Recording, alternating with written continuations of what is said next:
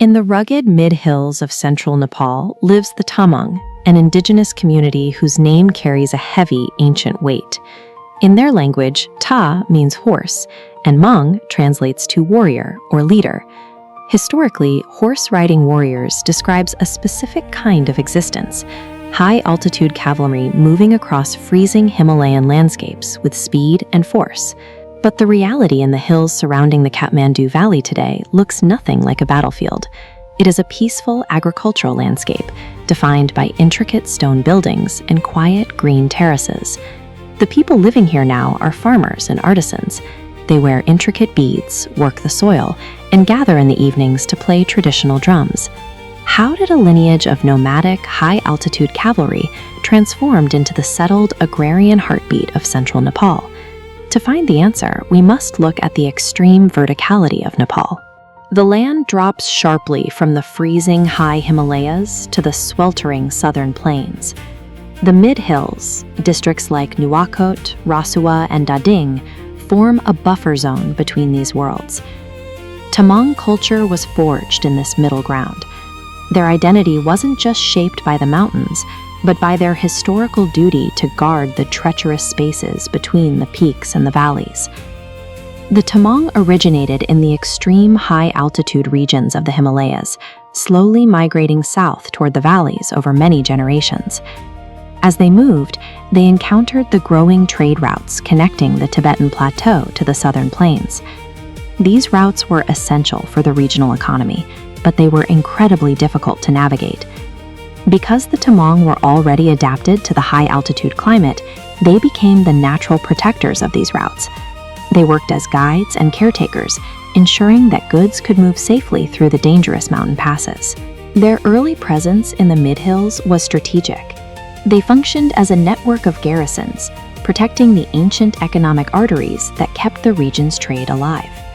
Over time, as trade patterns evolved, the Tamang transitioned from transient protectors to permanent settlers in the rugged terrain surrounding the Kathmandu Valley. Settling permanently in the mid-hills meant mastering the incline.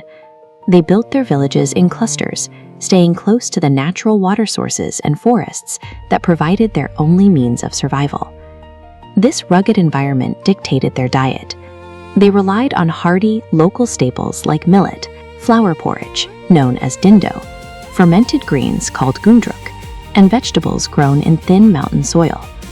To endure the harsh winters and maintain community bonds, they brewed chang, a traditional fermented drink that remains a central part of their social gatherings today.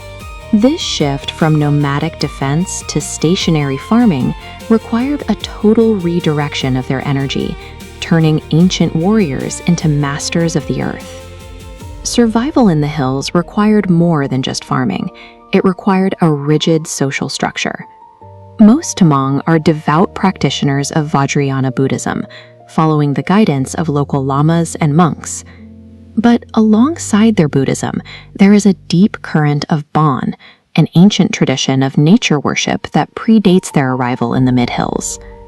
In a landscape frequently hit by landslides and unpredictable monsoons, nature worship is a practical necessity.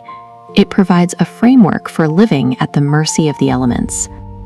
Social order is maintained through the Thar system, a complex network of ancestral clans that divides the community into specific lineages.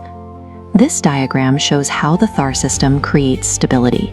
Each clan has its own ancestral duties and stories, and these lineages interlock to create a unified village structure that ensures cooperation in even the most isolated settlements. This synthesis, the blending of mountain Buddhism, nature worship, and strict clan logic, created a social safety net that has kept their communities intact for centuries.